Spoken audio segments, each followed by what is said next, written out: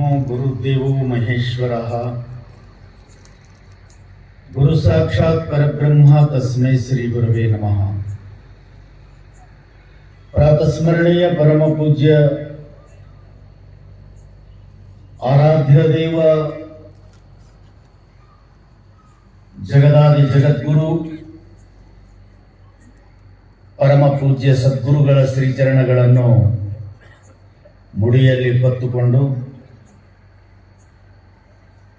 ಅವರಿವರೆನ್ನದೇ ಅದ್ವೈತ ಸಾರ್ವಭೌಮ ಚಕ್ರವರ್ತಿ ಶ್ರೀಮದ್ ಜಗದ್ಗುರು ಜಗದ್ವಂದ್ಯ ಆರೂಢ ಕುಲತಿಲಕ ಸಿದ್ಧಾರೂಢ ಮಹಾಸ್ವಾಮಿಗಳನ್ನೇ ಮೊದಲು ಮಾಡಿಕೊಂಡು ಕಾರ್ಯಕ್ಕೆ ಕಾರಣೀಭೂತರಾದ ಮಹಾತಪಸ್ವಿ ಬ್ರಹ್ಮಲೀನ ರಾಮಾರೂಢ ಮಹಾಸ್ವಾಮಿಗಳ ಪರ್ಯಂತ ಆರೂಢ ಮಹಾಗುರು ಪರಂಪರೆಯಲ್ಲಿ ಬರುವ ಎಲ್ಲ ಪವಿತ್ರಾತ್ಮರ ಪಾದಾರವಿಂದಗಳಿಗೆ ಪಡಮಟ್ಟು ಬಸವಾದಿ ಶರಣರನ್ನು ಮನಸಾರೆ ನೆನೆಸುತ್ತಾ ಶ್ರೀಗಳ ಪುಣ್ಯಾರಾಧನೆ ನಿಮಿತ್ತ ಹಮ್ಮಿಕೊಂಡ ಈ ಮಂಗಲಮಯ ಕಾರ್ಯಕ್ರಮದ ವೇದಿಕೆಯ ಮೇಲೆ ಉಪಸ್ಥಿತರಿದ್ದು ಇದುವರೆಗೂ ತಮ್ಮ ಉಪದೇಶಾಮೃತವನ್ನು ದಯಪಾಲಿಸಿ ವಿಶ್ರಮಿಸಿರುವ ಎಲ್ಲ ಪೂಜ್ಯರಿಗೂ ಶರಣೆಂದು,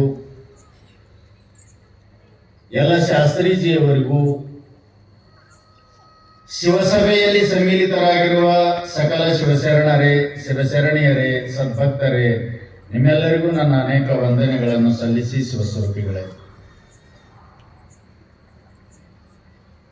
ಪ್ರತಿನಿತ್ಯ ಸಾಯಂಕಾಲದಲ್ಲಿ 8 ದಿವಸಗಳ ಪರ್ಯಂತ ಒಂದು ವಿಷಯದ ಮೇಲೆ ಚಿಂತನೆ ನಡೀತಾ ಇದೆ, ಸಾಗಿ ಬರ್ತಾ ಇದೆ. ಹೆದರದೆ ಎದುರಿಸು ವಿಧಿಯ ನೇಮ.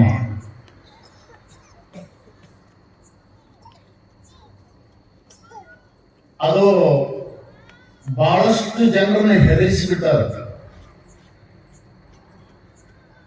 ಪ್ರತಿನಿತ್ಯ ಹೇಳ್ತಾನೆ ಇದೀವಿ ನಾವು, ಅವರಿವರಲ್ಲ, ನಮ್ಮಂತವರು ಯಾರೂ ಇಲ್ಲ ಅನ್ನುವವರನ್ನೇ ಹೆದರಿಸಿಬಿಟ್ಟಾರೆ. ಇನ್ನುಳಿದವರು ಪಾಡೆ ವಿಧಿ ಪೂರ್ವಕೃತ ಕರ್ಮ ಪ್ರಾರಬ್ಧ ಯಾರಿಗೂ ಯಾವುದೇ ರೀತಿಯಿಂದ ಏನನ್ನು ತಿಳಿಸದೆ ದಿಢೀರನೆ ತನ್ನ ಕೈಚಳಕವನ್ನು ತೋರುವ ಸಾಮರ್ಥ್ಯದಿಂದ ಕೂಡಿದ್ಯಾವರು ಅದಕ್ಕೆ ವಿಧಿ ಎಂದು ಕರೀತಾ ಇದ್ದಾರೆ, ಅದಕ್ಕೆ ಪ್ರಾರಬ್ಧ ಅಂತ ಕರೀತಾ ಇದ್ದಾರೆ, ಅದಕ್ಕೆ ಹಣೆ ಬರಹ ಅಂತ ಕರೀತಾ ಇದ್ದಾರೆ. ಆ ಹಣೆ ಬರನೆ ಇಲ್ಲಿ ನಮ್ಮ ಎದುರಿನಲ್ಲಿ ನಿಂತು ಆಟ ಆಡಿಸೋದು, ಅದಕ್ಕೆ ಇಂಗ್ಲಿಷ್ನಲ್ಲಿ ಫೇಟ್ ಅಂತ ಕರೀತಾ ಇದ್ದಾರೆ, ಸಂಸ್ಕೃತದಲ್ಲಿ ಅದೃಷ್ಟ ಅಂತ ಕರೀತಾ ಇದ್ದಾರೆ. ದೃಷ್ಟ ಅಂದ್ರೆ ಕಾಣೋದು, ಅದೃಷ್ಟ ಅಂದ್ರೆ ಕಾಣಲಾರದೆ ಆಟ ಆಡಿಸೋದು. ನಿಜ ಇಲ್ಲ? ನೀವು ತಿರುಗಬೇಕು, ತಿರುಗಿಸೋರೆ ಯಾರು ಇಲ್ಲ, ಆದ್ರೂ ತಿರುಗ್ತದೆ ಸುನೇ. ಎಷ್ಟು ನಿಜ? ಗಿರಿ ಗಿರಿ ಗಿರಿ ಗಿರಿ ತಿರುಗ್ತದ. ಯಾರಾದ್ರೂ ತಿರುಗಿಸಿದ್ರು ತಿರುಗಬೇಕು, ಹೋದಿಲ್ಲ. ಅದಕ್ಕೆ ಇದು ಜಾದು ಇದ್ದಂಗೆ, ಇದು ಜಾದು ಆಟ ಮಾಡಿದವ್ರು ನೋಡಿರಿಲ್ಲ, ಅವ್ರು ಹೆಂಗ್ ಮಾಡ್ತಿರ್ತಾರ. ಎಂತಿಂತ ಜಾದುಗಾರ ಅದಾರ. ಈಗ ಜಾದುಗಾರ ಅಂದ್ರೆ ಬಹಳಷ್ಟು ವಿಚಿತ್ರವಾದ ಕೈಚಳಕವನ್ನು ಮಾಡಿ ತೋರಿಸೋರು ಅದಾರ. ಒಬ್ಬ ಜಾದುಗಾರ ಒಂದು ದೊಡ್ಡ ಆನೆನೇ ಮರಿ ಮಾಡಿಬಿಟ್ಟ ನಮ್ಮ ಎದುರಲ್ಲಿ. ಏನ್ರಿ ಆನೆ ಅಂದ್ರೆ ಇದನ್ನು ಕೋಳಿ ಮರಿಯ, ಆಡು ಮರಿಯ? ಆನೆ, ಮಹಾನ್ ಗಾತ್ರದಿಂದ ಕೂಡಿದ ಆನೆ. ಪರದೆ ಹೇಳದ, ಹಿಂಗ್ ಮಾಡಿ ಪರದೆ ತೆಗೆದ. ನೈ ಮಹಾ ಹಾತಿ, ಕಾಲಿ ಹಾತ್, ಹಾತಿ ನಹಿತ ಮಹಾ ಕಾಲಿ ಹಾತ. ಎಷ್ಟು ವಿಚಿತ್ರ ಅದ. ಹ್ಯಾಗೊಬ್ಬ ಜಾದೂಗಾರ ಇಂಥವುಗಳನ್ನೆಲ್ಲ ಕಣ್ಣು ಮರೆ ಮಾಡಿ ಕೈ ಚಳಕ ಮಾಡಿ ತೋರಿಸ್ತಾನಲ್ಲ, ಹಾಗೆ ನಮ್ಮ ಜೀವನದಲ್ಲಿ ನಡೆಯುವ ಸುಖ ದುಃಖಗಳು ಯಾರು ಮಾಡಿಸ್ತಾರ ಅನ್ನೋದು ಗೊತ್ತಿಲ್ಲ. ಅದಕ್ಕೆ ಅದೃಷ್ಟ ಅಂದ್ರೆ ಕಾಣು, ಯಾವುದು ಕಾಣಲಾರ್ದನೆ ಇಷ್ಟೆಲ್ಲ ವ್ಯವಹಾರಕ್ಕೆ ಕಾರಣ ಆಗ್ಯದ. ಅದಕ್ಕೆ ಅದೃಷ್ಟ ಅಂತ ಕರೀತಾ ಇದ್ದಾರೆ. ಸ್ವಲ್ಪ ಲಕ್ಷ ಕೊಡ್ರಿ. ಹಣೆ ಬರಹ ನಿಮ್ ಗಂಡಸರ್ಕಿಂತ ಇವ್ರಿಗೆ ಭಾಳ ಗೊತ್ತೈತ. ನಾನು ಹಣೆ ಬರ ಅಂತ ತಿದ್ದಿತ್ತ ಯವ್ವ ನಾ ಏನು ಮಾಡಿ ಬಂದೀನಿ. ಅವ್ರು ಎಲ್ಲಿ ಕೇಳಿಲ್ಲ ಕರೆ ತಿಳ್ಕೊಂಡಾರ. ಅವ್ರು ಭಾಳ ಶಾಣೆ ಮಂದಿ ಅವ್ರು ಅಂತೀರಿಲ್ಲವು. ನಾನು ಹಣೆ ಬರ ಕೆಟ್ಟದಾತಿ ನೀ ಏನು ಮಾಡಿದ್ವಿ ಯವ್ವ.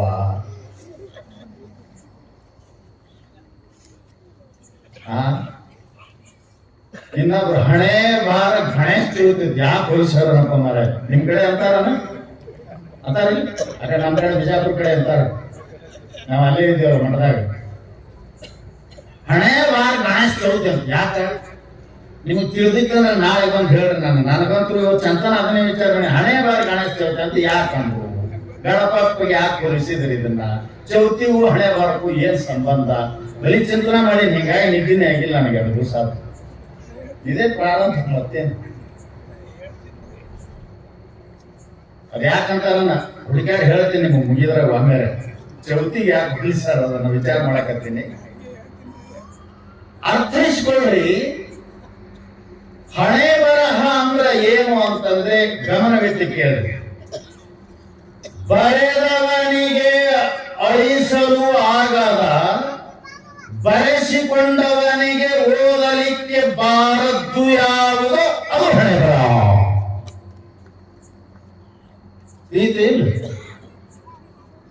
ನಿಮಗೆ ತಿಳಿದಿಲ್ಲ.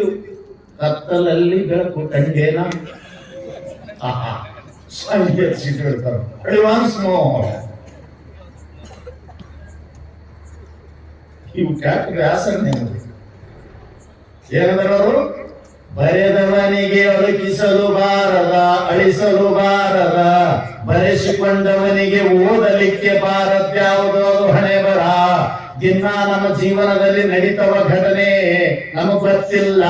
ನಮ್ಮ ಹಣೆಗೆ ಅದ ಓದಾಕ ಬರೋದಿಲ್ಲ, ಬಾರದಾನ ಅವು ಅಳಸಾಕ್ ಬರೋದಿಲ್ಲ.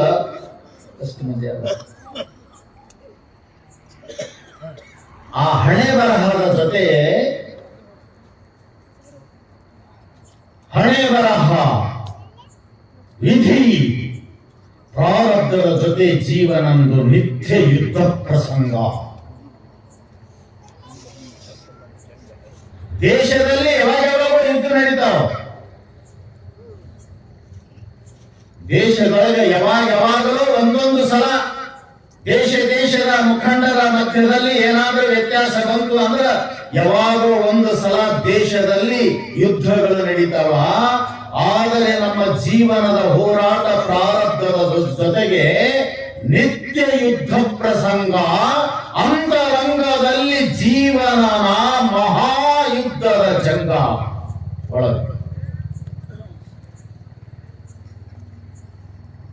आज का जंग है, एक दिन का जंग है, बरस का एक साल का जंग है, लेकिन हृदय में, अंतःकरण में, मन में सदा जंग रंग है. ಎಷ್ಟು ವಿಚಿತ್ರದ ಎದುರು ಬರುತ್ತೆ. ಹೊರಗಡೆ ಯುದ್ಧ ಮುಕ್ತಾಯ ಆಗ್ತದ ಆಗಿಲ್ಲ. 2 ವರ್ಷಗಟ್ಟಲೆ ಬಹಳ ಜೋರಾಗಿ ನಡೆದ 4-5 ವರ್ಷ ನಡೆದಿತ್ತು ಉಕ್ರೇನ ಏನೋ ಮಾನ್ಯ. ಆದ್ರೂ ಬಂದ್ ಆಗ್ತದ. ಅಂತಃಕರಣದಲ್ಲಿ ಮನಸ್ಸಿಗೂ ಜೀವನಿಗೂ ನಡೆದ ಈ ಹೋರಾಟದ ಜಂಗ, ಯುದ್ಧದ ರಂಗ ಮುಕ್ತಾಯವಿಲ್ಲದ್ದು. ನೋಡ್ರಿ ನೀವು ಮಲ್ಕೊಂಡಾಗ ನಡೀತಿರ್ತದಲ್ಲ ಒಳಗ ಅದೇ ಯುದ್ಧ ರಂಗ. ಆಣೆ ಮಾಡಿ ಹೇಳ್ರಿ, ಯಾರು ಸುಮ್ಮ ಮಲ್ಕೊಂಡಿರಿ ನಿದ್ರಿ ಬರುತ್ತಾನ? ನಾನು ತಲೆ ಮೇಲೆ ಕೈ ಬಿಡ್ಲಕ್ ಶಾಣೆ ಬಿಡು, ಸತ್ರ ಸಾಯಲಕ್ಕ. ನಿದ್ರಿ ಬರುತ್ತಾನ, ಮನಸ್ಸು ಏನೋ ವಿಚಾರ ಮಾಡ್ಲಾರ್ದೆ ಸುಮ್ಮನೆ ಮಲ್ಕೊಂಡದ, ಸುಮ್ಮನೆ ಅದ, ಕಾನ್ಸ್ಟಂಟ್ ಅದ, ಒಂದೇ ಕಡೆ ಅದಂತ ಹೇಳೋ ತಾಕತ್ತ ನಿಮಗದ. ಅದು ಏನೋ ಧರ್ಮ ಕರ್ಮ ಸಂಯೋಗದಿಂದ ವೃತ್ತಿ ನಿದ್ರೆಗೆ ಜಾರತು ಅಂದ್ರೆ ಅದ ಇಷ್ಟು ನೆಮ್ಮದಿ. ನಿದ್ರೆಗೆ ಜಾರುವವರೆಗೂ ಯುದ್ಧರಂಗ ಮನಸ್ಸಿನಲ್ಲಿ. ಹೃದ್ಭೂಮಿಯಲ್ಲಿ ಜೀವನಿಗೂ ಮತ್ತು ಮನಸ್ಸಿನಲ್ಲಿ ಓಡಾಡುವ ವಿಚಾರಗಳಿಗೂ ಯುದ್ಧ ನಡೀತದಂತೆ. ಯುದ್ಧ ಅದು ಪ್ರಾರಬ್ಧದ ಆಟದ, ಅದು ಕರ್ಮದ ಆಟದ ಮುಗಿದ ಕಾಲ. ಅದರಿಂದ ಹೊರಹೊಮ್ಮುವುದೇ ಜೀವನಿಗೆ ದುಃಖ. ಎರಡು ಕಡೆ ಬರ್ತದ. ದೇಹವನ್ನು ಮುತ್ತಿಗೆ ಹಾಕ್ತದ ದುಃಖ, ಮನಸ್ಸನ್ನು ಮುತ್ತಿಗೆ ಹಾಕ್ತದ.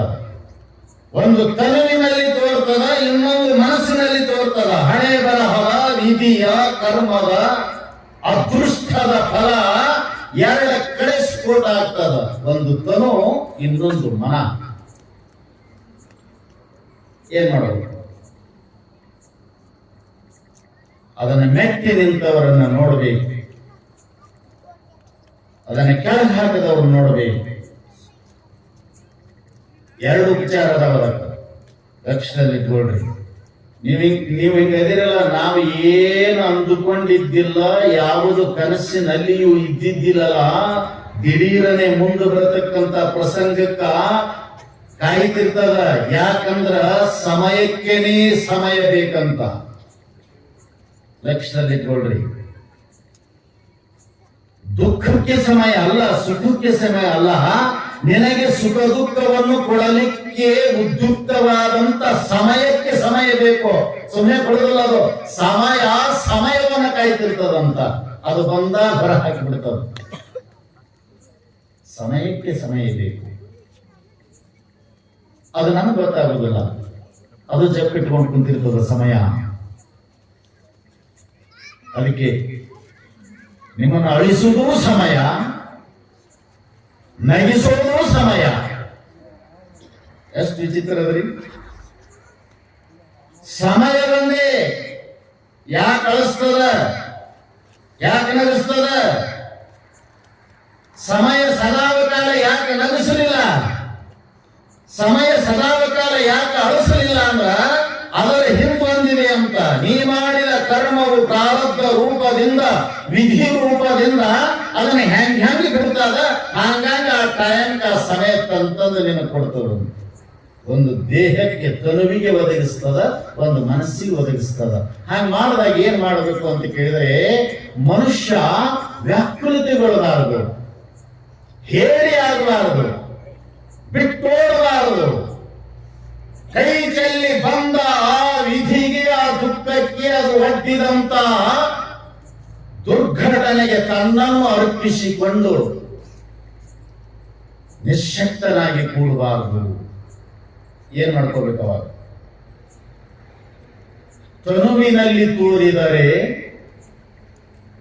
ವೈದ್ಯಕೀಯ ಉಪಚಾರ ಮಾಡ್ಕೋಬೇಕಂತ ಗಮನದಲ್ಲಿಟ್ಟುಕೊಳ್ರಿ. ಗಾಬರಿ ಆಗ್ಬೇಡ್ರಿ. ನಿಮ್ಮ ಆಯುಷ್ಯ ಮುಗಿಯುವವರೆಗೂ ಎಂತಹ ಮಾರಕ ರೋಗ ಬಂದರೂ ನೀವು ಸಾಯುವುದಿಲ್ಲ. ಗಟ್ಟಿ ತಿಳ್ಕೊಳ್ರಿ ಅದನ್ನ. ಆಯುಷ್ಯ ತೀರಿದಲ್ಲದೆ ಮರಣವಿಲ್ಲ, ಭಾಗ್ಯ ತೀರಿದಲ್ಲದೆ ಬೆಳತನವಿಲ್ಲ. ಇವೆರಡೂ ನೀವು ಕಟ್ಪಾಟ್ ಮಾಡ್ಕೋಬೇಕು. ಬೇಕಾದಂತ ಮಹಾ ರೋಗ ನಿಮಗೆ ಅಟ್ಯಾಕ್ ಆಗಲಿ, ಮುತ್ತಿಗೆ ಹಾಕಲಿ, ಮರಣ ಆಗುವುದಿಲ್ಲ, ಸಾಯುವುದಿಲ್ಲ ನೀವು. ಮತ್ತೆ ಯಾವಾಗ ಸಾಯ್ತೀರಿ? ಆಯುಷ್ಯ ಮುಗಿತು ಅಂದ್ರೆ ಯಾವ ರೋಗ ಬರಬೇಕಾಗಿಲ್ಲ, ಹಾರ್ಟ್ ಅಟ್ಯಾಕ್ ಆಗ್ಬೇಕಾಗಿಲ್ಲ, ಏನೂ ಆಗ್ಬೇಕಾಗಿಲ್ಲ. ಕುಂತ ಎದ್ದು ಆದಂಗ ಅಲ್ಲೇ ಕುಂತಲ್ಲೇ ಸಮಾಪ್ತಿ ಆಗಿರ್ತದ. ಜ್ಯೋತಿ ನಂದಿ ಹೋಗಿರ್ತದ. ಪ್ರಾಣ ಜ್ಯೋತಿ ಮಹಾಪ್ರಾಣದೊಡನೆ ಬೆರೆತು ಬಿಟ್ಟಿರ್ತದ. ಅದಕ್ಕೆ ಏನ್ ಬೇಕು? ಹೊರಗೆ ಹೋಗಾಕ. ಗಾಬರಿ ಆಗ್ಬೇಡ್ರಿ, ಎದಿ ಹೊಡಿಬೇಡ್ರಿ, ಎದಿ ಹೊಡೆದು ಸಾಯ್ಬೇಡ್ರಿ. ಕೊರೋನಾ ಪೆಟ್ಟಿನೊಳಗೆ ಬಹಳಷ್ಟು ಮಂದಿ ಕೊರೋನಾ ಬಂದವ್ರಿಗಿಂತಲೂ ಅವ ಕೊರೋನಾ ಬಂದ ಕಾಟಾದಾಗ ಅದಾನ, ಅವನ ಮದ್ದೂದಾನ ಹಿಮಾಸ ಇರ್ತಾನ, ಆರಾಮಾಗಿದ್ದಾನ. ಗಾಬರಿಯಾಗಿ ಎದಿ ಹೊಡ್ಕೊಂಡು ಭಯ ಮನುಷ್ಯನಿಗೆ ಮೃತ್ಯು ತಂದು ಕೊಡ್ತದ. ಭಯದ ಇನ್ನೊಂದು ಮುಖವೇ ಮೃತ್ಯು ಅದ. ಗಮನದಲ್ಲಿಟ್ಕೊಳ್ರಿ. ಮತ್ತೇನ್ ಮಾಡ್ರಿ? ಗಟ್ಟಿ ತಿಳ್ಕೊಳ್ರಿ. ನನ್ನ ಆಯುಷ್ಯ ಮುಗಿತನ ನೀ ಎಂತ ರೋಗದಿಯಲ್ಲ, ಏ ರೋಗವೇ ಇರು ಇಲ್ಲೇ, ನಾ ಸಾಯುವುದಿಲ್ಲ, ಬಟ್ ಅದಕ್ಕೆ ಉಪಚಾರ ಮಾಡ್ಕೊಂತೀನಿ. ಹಿಂಗ್ ತಿಳ್ಕೋಬೇಕು. ಇದಕ್ಕೆ ಮನಸ್ಸಿಗೆ ಕಾಡತಕ್ಕಂತ ಈ ಆರಬ್ಧದ ಪ್ರಾರಬ್ಧದ ವಿಧಿಯ ದುಃಖವನ್ನು ಹೇಗೆ ಹೋಗಲಾಡಿಸ್ಕೋಬೇಕು ಅಂತ ಕೇಳಿದ್ರೆ ಅದನ್ನು ಸದ್ಗುರುವಿನ ನಾಮಸ್ಮರಣೆ ಹಚ್ಚಬೇಕು, ಅವನ ಪಾದದಲ್ಲಿ ತಂದೊಗಿಬೇಕಂತದನ್ನ ಕಡೆಗಾಗ್ತದೆ. ಬಂದಿಲ್ಲ, ಯಾರಿಗೆ ಬಂದಿಲ್ಲ. ಬಾಡದೇ ಇರುವ ಹೂಗಳು ಬೆಳೆದಿರುವುದೇ ಭೂಮಿಯ ಮೇಲೆ, ಕಳೆದು ನಾಡದೇ ಇರತಕ್ಕಂತ ಹಣ್ಣುಗಳಾಗಿರುವುದೇ ಈ ಪ್ರಕೃತಿಯಲ್ಲಿ. ವಿಚಾರ ಮಾಡಿರಿ, ಎಷ್ಟೇ ಸೌಂದರ್ಯವನ್ನು ಹೊತ್ತು ಸುಗಂಧವನ್ನು ಹೊತ್ತು ನಿಂತ ಹೂ ಬಾಡಲೇಬೇಕು. ಬಾಡದ ಹೂ ಇದೆಯಾ ಏನ್ರಿ? ಬಾಳಾದ ಹೂವಿಲ್ಲ. ಬೇಕಾದಷ್ಟು ತಗೊಂಬರ್ರಿ ನೀವು, ಎಲ್ಲಿ ತಂದು ಏನದನ್ನ ಬಾಳಾದ ಫ್ರಿಜ್ನಾಗಿಡ್ರಿ, ಎಲ್ಲ ಮಾಡ್ರಿ, ಒಂದ್ ದಿವಸ ಅದಕ್ಕೆ ಗತಿ ಬಾಡುವುದೇ ಗತಿ, ಹಣ್ಣಿಗೆ ಕೆಟ್ಟು ಕೊಳೆಯುವುದೇ ಗತಿ. ಹಾಗೆ ಈ ದೇಹಕ್ಕೆ ದುಃಖ ಬರುವುದೇ ಗತಿ. ಆಗುವುದಕ್ಕಾಗುವುದು ಸ್ವಭಾವವನ್ನು ಕೆಡಲರಿಯದು. ಸ್ವಭಾವ ಸಿದ್ಧ ಇದ್ದ ವಸ್ತುಗಳನ್ನ ಕೆಡಿಸಿ ನಾನು ಸುದ್ದು ಮಾಡುತ್ತೀನಿ ಅಂದ್ರೆ ಸಾಧ್ಯ ಇಲ್ಲ. ದುಃಖ ಕೊಡದಿದ್ದ ಸ್ವಭಾವದ ಪ್ರಾರಬ್ಧಕ್ಕನುಗುಣವಾಗಿ ಬಾಡುವುದು ಹೂವಿನ ಸ್ವಭಾವದ, ಕೊಳೆಯುವುದು ಹಣ್ಣಿನ ಸ್ವಭಾವದ. ಯಾಕೆ ನೋಡುವುದಿಲ್ಲ ನೀವು ಈ ಸೃಷ್ಟಿಯಲ್ಲಿ?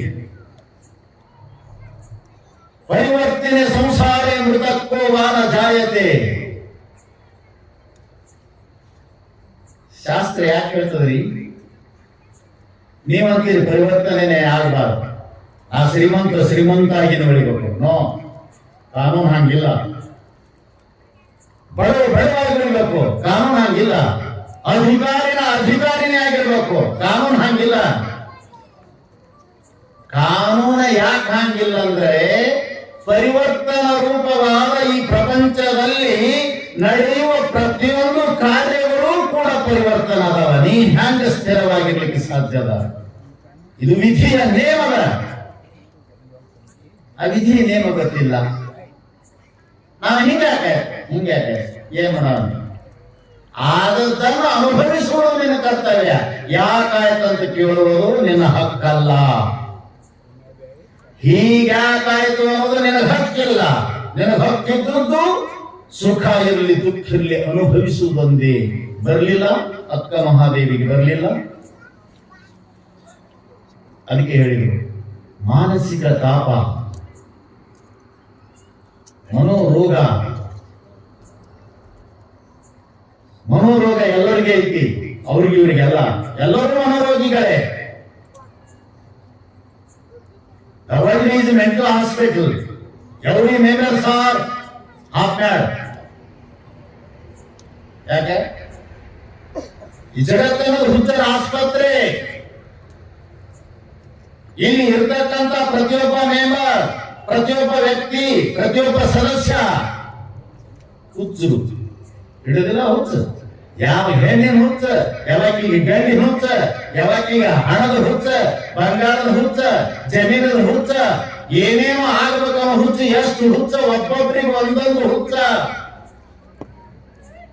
ಹುಚ್ಚರ ಆಸ್ಪತ್ರೆ ಆಗೋದಲ್ಲ. ಯಾರದಾರೆ? ಯಾಕೆ ಹಾಗೆ ಅಂದ್ರೆ ಅದು ಹೀಗಾಗಬಾರದು. ಇದು ಹುಚ್ಚುತನ. ಕಾನೂನು ಹಾಗಿಲ್ಲ. ಅದನ್ನು ತಿಳಿದವರು ಅಂದ್ರು ದೇಹಕ್ಕೆ ಬರುವ ದುಃಖವೂ ಪ್ರಾರಬ್ಧ. ಅದಕ್ಕೆ ನಿಮಗೊಂದು ಮಾತು ನೆನಪಿನಲ್ಲಿಡ್ರಿ. ಪ್ರಾರಬ್ಧ, ವಿಧಿ, ಅದೃಷ್ಟ एक पहले रचे पीछे शरीर रचे है. क्या समझे है आप सब? मैं पूछता हूं आपको, ಹೋಗ್ಬೇಡ, ನಾನು ನಿಮ್ಗೆ ಕೇಳ್ತೀನಿ, ಪ್ಲಾನ್ ಮೊದಲು ಹಾಕಿರೋ ಏನು ಮನೆ ಮೊದಲು ಕಟ್ಟಿರೋ?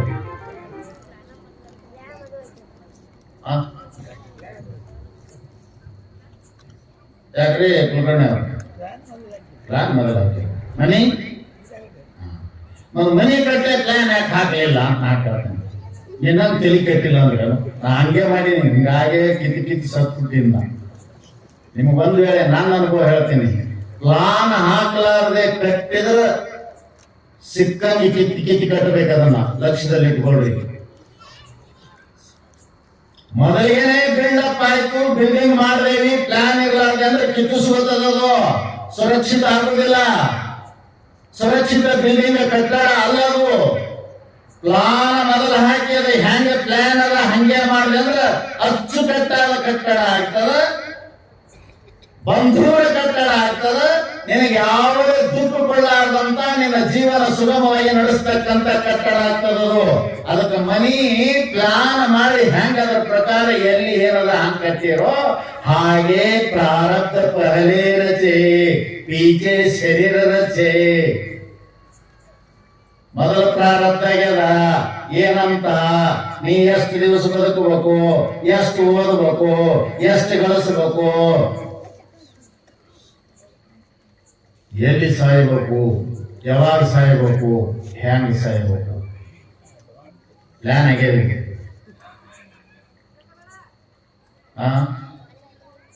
ಕೋಟಿಗಟ್ಲೆ ಮನೆ ಕಟ್ಟಿಸಿರ್ತೈತಿ, ಮನ್ಯಾಗ ಸಾಯ್ಬೇಕಂತ ಮಿರಾಜ್ ಹೋಗಿ ದಾರ್ಯಾಗ ಸಾಯ್ತಾರ. ಹೆಣ್ಮಕ್ಳು ಕೂತು ದೊಡ್ಡ ಮನೆ ಕಟ್ಟಿಸ್ರಿ ಮನೆಗೆ ತಲೆ ಕೊಡ್ಲಿಲ್ಲೋ ಯಪ್ಪ, ನೀ ಹಾದಿ ಹಣ ಹಾದೇ ನಾನು ಕೊಡ್ದೆ ಮೊದಲು ಬರದದ ಯವ್ವ.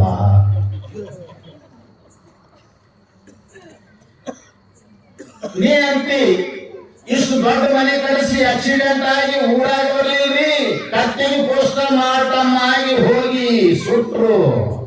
ಯಾಕೆ ಊರಾಗ ಬರಲಿಲ್ಲ, ಹಣ ಮನೆಗೆಲ್ಲ ಊರಿಗೆ ಬರುದಿಲ್ಲ. ಯಾಕ ನೀವು ಮಾಡ್ರಿ ಏನದ ಪಹಲೇ ರಚೆ ಮೊದಲೇ ಬರದಾದ. ಇವ ಎಲ್ಲಿ ಸಾಯ್ಬೇಕು, ಎಲ್ಲಿಡ್ಬೇಕು, ಇವನ್ ಹೆಂಗ ಕಟ್ಟಬೇಕು, ಬೇಕಾದ ಮಾಡಿದ್ರು ಕೂಡ ಅದನ್ನು ಮೀರಿ ಹೋಗುವ ತಾಕತ್ತ ಯಾರಿಗಿಲ್ಲ. ಅದಕ್ಕೆ ಹೇಳಿದರು ಅವರು, ಅಂತಃಕರಣದಲ್ಲಿ ದಿನನಿತ್ಯ ನಡೆಯುವ ಈ ಯುದ್ಧ ರಂಗ ಮುಕ್ತಾಯ ಇಲ್ಲ ಅಂತಂದ್ರೆ, ಮನಸ್ಸಿಗೆ ಆ ಪ್ರಾರಬ್ಧವು ದುಃಖ ಪಡ್ತಿತ್ತು ಅಂತಂದ್ರೆ, ದೇಹಕ್ಕೆ ಬಂದ ದುಃಖಗಳನ್ನು ಹೋಗಲಾಡಿಸಲಿಕ್ಕೆ ವೈದ್ಯರದಾರ, ಔಷಧಿ ಅದ, ಎಲ್ಲ ಅದ. ಮಾನಸಿಕ ರೋಗಕ್ಕೆ, ಈ ಹುಚ್ಚುತನಕ್ಕೆ ರೋಗ ಯಾವುದು, ಈ ರೋಗಕ್ಕೆ ಔಷಧಿ ಯಾವುದು ಅಂತ ಕೇಳಿದರೆ ಸದ್ಗುರುವಿನ ಸ್ಮರಣೆ ಅಂತ ಅರ್ಥ ಹೇಳಿದ್ರು. ಲೋಕದ ಚೇಷ್ಟೆಗೆ ರವಿ ಬೀಜವಾದಂತೆ, ಲೋಕದ ಚೇಷ್ಟೆಗೆ ರವಿ ಬೀಜವಾದಂತೆ, ಕರಣಾದಿಗಳ ಚೇಷ್ಟೆಗೆ ಮನವೇ ಬೀಜ. ಆ ಇರುವುದೊಂದು ಮನ ನಿಮ್ಮಲ್ಲಿ ಒಳಗೊಂಡ ಬಳಿಕ ನನಗೆ ಮತ್ತೊಂದು ಮನ ಉಂಟೆ ಚನ್ನಮಲ್ಲಿಕಾರ್ಜುನ. ತಿಳ್ಕೊಳ್ರಿ, ತೋರುವ ಮನ ನಿಂತೆಲ್ಲಿ ಹೋದಲ್ಲಿ, ತೋರುವ ಸುಖ ದುಃಖ ಕೃತಿಯಲ್ಲಿ. ತೋರುವ ಮನ ನಿಂತೆಲ್ಲಿ ಹೋದಲ್ಲಿ, ತೋರುವ ಸುಖ ದುಃಖ ಕೃತಿಯಲ್ಲಿ. ನಿಮಗೆ ಸುಖ ಉಣಿಸೋದು ಮನಸ್ಸು, ದುಃಖ ಉಣಿಸೋದು ಮನಸ್ಸು. ಇವೆರಡು ನಮಗೆ ಬ್ಯಾಡ ಅಂದ್ರ ಅದನ್ನು ಕಳಿಸು. ಎಲ್ಲಿಗೆ ಕಳಿಸುದು ಕಲೀರಿ. ಅಕ್ಕ ಮಾದೇವಿ ಕಳಿಸಿದ್ದು ಎಂತ ಸುಂದರವಾತು. ಜಗತ್ತಿನ ವ್ಯವಹಾರ ನಡಿಬೇಕಾಗಿತ್ತಂದ್ರೆ ಸೂರ್ಯ ಬೇಕಂತ, ರವಿ. ಜಗದ ವ್ಯವಹಾರಕ್ಕೆ ರವಿ ಬೀಜ, ರವಿ ಕಾರಣ. ಹೌದಾ? ಬ್ರಹ್ಮಾಂಡದ ವ್ಯವಹಾರಕ್ಕೆ ರವಿ ಕಾರಣ, ಪಿಂಡಾಂಡದ ವ್ಯವಹಾರಕ್ಕೆ the mind is the centre point in our body.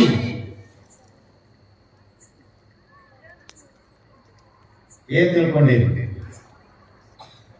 ಆ ಮನವೇ ಬ್ರಹ್ಮನ್ ಬಿಡಲಾಗಿ ಹೋಗು. ಎಷ್ಟು ವಿಚಿತ್ರದ್ರಿ! ಆ ಮನಸ್ಸೇ ಪರಮಾತ್ಮನಿಗೆ, ಸೃಷ್ಟಿಕರ್ತನಾದ ಬ್ರಹ್ಮನಿಗೆ ಬಿಡಲಾಗದಂತ. ನಿನ್ನ ಶರೀರದ ಮಧ್ಯದಲ್ಲಿ ಅದ ಅಂತ ಕೇಂದ್ರ ಬಿಂದುವಾಗಿದೆ. ಅದರಿಂದಲೇ ಸಮಸ್ತ ವಿಕೃತಿಗಳು ಹೊರಹೊಮ್ಮತವ. ಅಕ್ಕ ಮಾದೇವಿ ಅಂದು ಹೇಗೆ ಬ್ರಹ್ಮಾಂಡದ ವ್ಯವಹಾರ ನಡಿಬೇಕಾಗಿತ್ತು ಅಂದ್ರೆ ಸೂರ್ಯ ಬೇಕು, ಹಾಗೆ ನನ್ನ ಪಿಂಡಾಂಡದ ವ್ಯವಹಾರ ನಡಿಬೇಕಾಗಿತ್ತಂದ್ರೆ ಏನ್ ಬೇಕು? ಮನಸ್ಸು ಬೇಕು. ಅದರಿಂದ ಎಷ್ಟು ಗದ್ದಲಾದದ್ದು. ಎಲ್ಲಾ ದುಃಖ ತಡ್ಕೋಬಹುದ್ರಿ, ಮನಸ್ಸಿಗಾದ ದುಃಖ ತಡ್ಕೊಳಕ್ ಆಗುದಿಲ್ಲ ಯಪ್ಪ. ಅದಕ್ಕೆ ಹುಚ್ಚಾಗ್ತವ, ಅದಕ್ಕೆ ಸುಸೈಡ್ ಮಾಡ್ಕೋತಾವ, ಅದಕ್ಕೆ ಇಲ್ಲಿ ನೋಡ ದಾರ್ಯಾಗ ಅಡ್ಡಾಡ್ತಿರ್ತಾವ ಒಂದೊಂದು ಹೆಂಗ ಹೇಳ್ತಾವ ನೋಡು. ಯಾಕಾಗ್ಯಾವ ಹಂಗ ಆಗಬಾರ್ದಂದ್ರ ಅಕ್ಕ ಮಹಾದೇವಿ ಅಂದು ಹಾಗೆ ಎಷ್ಟು ಕಳಿಸಿಬಿಟ್ಲಾಕಿ. ಎಲ್ಲಿ ಚನ್ನಮಲ್ಲಿಕಾರ್ಜುನ, ನಿನ್ನಲ್ಲಿ ಲೀನವಾದ ಮೇಲೆ ನನಗಿನ್ನೊಂದು ಮನ ಉಂಟೆ. ನೋಡಿ ಹೆಂಗದ, ಕಣ್ಣೆರಡದಾವ, ಕೈ ಎರಡದಾವ, ಕಾಲ ಎರಡದಾವ, ಕಿವಿ ಎರಡದಾವ, ಹೃದಯದ ಕುಪ್ಪಸಗಳು ಎರಡದಾವ, ಅಲ್ಲ ಕಿಡ್ನಿನೂ ಎರಡದಾವ, ಮನಸ್ಸು ಹೆಸರ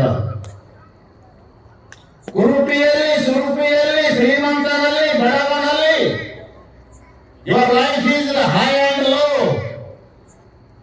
ಶರೀರದಲ್ಲಿ ಬದಲಾವಣೆ, ಕುರುಪಿ ಸುರುಪಿ ಅದಾನ, ಶ್ರೀಮಂತ ಬಡವದಾನ, ಹೆಣ್ಣು ಗಂಡದ ಭೇದ ಭಾವನೆ, ಆದರೆ ಸಮಸ್ತ ಜೀವಿಗಳ ಮಧ್ಯದಲ್ಲಿ ತುಂಬಿದ ಮನಸ್ಸು ಒಂದೇ ಅದ. ಯಾವ ರೂಪಿಲ್ಲದಕ್ಕ ಒಂದೇ ಅದ.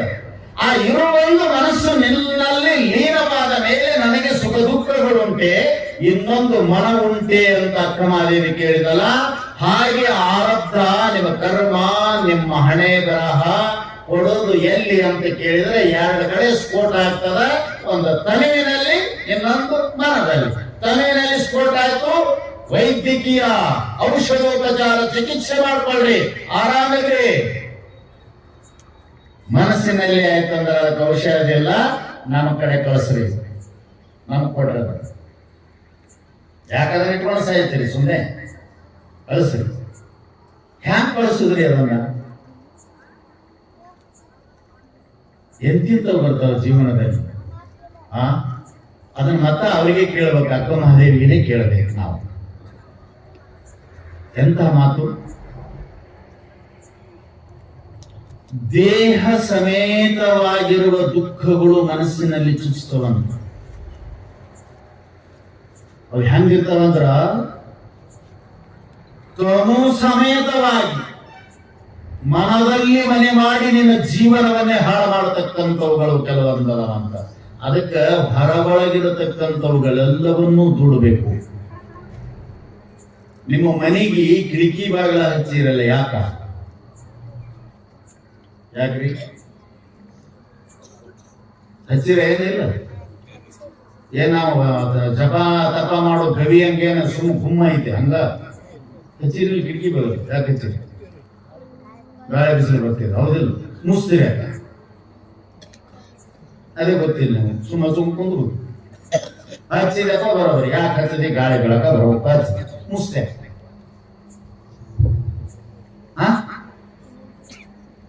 ಮುಚ್ಚಿದೆ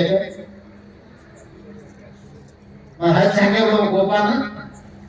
ಹಗಲು ರಾತ್ರಿ ಎಲ್ಲ ಬೆಳಗಾನ ಕರ್ಕೊಂಡು ಓಪನ್ ಇಡ್ಬೇಕು. ಯಾಕ ಮುಚ್ಚಂಗ್ ಯಾಕೆ ಮಾಡಿರಿ ಅಂತ ಕೇಳಿದ್ರೆ, ನಿಮಗೆ ಅನುಕೂಲವಾದಂತ ಗಾಳಿ, ಅನುಕೂಲವಾದಂತ ಬೆಳಕುಗಳು ಬಂದಾಗ ಮಾತ್ರ ತೆರೆದು, ಪ್ರತಿಕೂಲವಾದಾಗ ಕಳ್ಳರು, ಬಿರುಗಾಳಿ, ಬಿರುಮಳೆ ಇವು ಬಂದಾಗ ಮುಚ್ಚಾಕಿ ಹ್ಯಾಂಗ ಮಾಡಿರೋ ಹಾಗೆ ಈ ತನುವಿಗೆ ಅನೇಕ ದುರ್ಜನರಿಂದ ಬರತಕ್ಕಂತ ದುರ್ವಿಚಾರಗಳು, ದುರ್ವಚನಗಳು, ನಿನ್ನ ಹೃದಯವನ್ನು ವಿದ್ರೋಹಕ ಮಾಡತಕ್ಕಂತ ಮಾತುಗಳು ಬಂದಾಗ ಅವುಗಳನ್ನು ಮುಚ್ಚುಗೊಳಕ್ ಮಾಡ್ಯಾನಂತ ಪರಮಾತ್ಮ.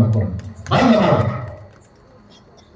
ಬಂದ ಮಾಡು. ಆತ್ಮನಾದ ಹೇಳಿದ್ರಿ, ಹೇಳಿ ನೀವೇನು ಹೊಡಿತೀರಿ ಹೊಡಿರಿ, ಶಂಕ ಮುಚ್ಕೋತೀನಿ ಅಂದಾಕಿ. ಬೆಟ್ಟದ ಮೇಲೊಂದು ಮನೆಯ ಮಾಡಿ ಮೃಗಗಳಿಗೆ ಹೆದರಿದೊಡೆ ಎಂತಯ್ಯ. ಏನ್ರಿ? ಬೆಟ್ಟದ ಮೇಲೊಂದು ಮನೆಯ ಮಾಡಿ ಮೃಗಗಳಿಗೆ ಹೆದರಿದೊಡೆ ಹೇಗೆ? ಸಮುದ್ರದ ತೀರದಲ್ಲಿ ಮನೆ ಮಾಡಿ ನೆರೆ ತೊರೆಗಳಿಗೆ ಅಂಜುದೊಡೆ ಅಂತಯ್ಯ. ಸಂತಿಯಲ್ಲೊಂದು ಸಣ್ಣ ಮನೆಯ ಮಾಡಿ ಶಬ್ದಕ್ಕೆ ನಾಚಿದೊಡೆ ಅಂತಯ್ಯ. ಚನ್ನಮಲ್ಲಿಕಾರ್ಜುನ ದೇವ, ಜಗದೊಳಗೆ ಸ್ತುತಿ ನಿಂದೆಗಳು ಬಂದೊಡೆ ಮನದಲ್ಲಿ ಕೋಪವ ತಾಳದೆ ಸಮಾಧಾನಿಯಾಗಿರಬೇಕು. ನೀವು ಗಟ್ಟಿ ತಿಳ್ಕೊಳ್ರಿ. ಅಕ್ಕಮಹಾದೇವಿ ಮಾತು ಯಾಕೆ ಹೇಳಿದ್ಲು? ಇದು ಸಮಾಜ. ಈ ಸಮಾಜ ಮನುಷ್ಯನನ್ನ ಮ್ಯಾಲೂ ಎತ್ತದ, ಮನುಷ್ಯನನ್ನ ಪ್ರಪಾತಕ್ಕೂ ಒತ್ತದ. ಎತ್ತುದು ಗೊತ್ತದೆ ಸಮಾಜಕ್ಕೆ, ಒತ್ತುದು ಗೊತ್ತದ. ಆ ಎತ್ತು ಒತ್ತುಗಳು ಅವ್ರ ಕೈಯನ್ನು ಅಲ್ಲ, ಲಕ್ಷ್ಯದಲ್ಲಿಟ್ಟುಕೊಳ್ಳಿ. ಎತ್ಯಾರ ಅಂದ್ರೆ ಅವ್ರಿಗೆ ಸ್ವಂತ ಅಲ್ಲ, ಒತ್ಯಾರ ಕೆಳಗಂದ್ರೂ ಸ್ವಂತ ಅಲ್ಲ. ಹ್ಯಾಂಗಿದೆ ಯಾವುದಕ್ಕೂ ಹೋಲಿಸಿದ ಅಕ್ಕ ಮಹಾದೇವಿ ಅಂದ್ರ, ಏನು ಬೆಟ್ಟ ಅಂದ್ರೆ ಏನು? ಬೆಟ್ಟದೊಳಗೆ ಏನಿರ್ತದೆ? ಕಲ್ಲು ಬಂಡಿಗಳು ತಾನೆ. ಅಲ್ಲಿ ಇರ್ತಕ್ಕಂಥ ಹುಲಿ ಕರಡಿಗಳಲ್ಲ, ಬೆಟ್ಟದಲ್ಲಿದ್ದು ಗರ್ಜಿಸತಕ್ಕಂಥ ವನ್ಯ ಮೃಗಗಳು, ಕ್ರೂರ ಪ್ರಾಣಿಗಳಲ್ಲ.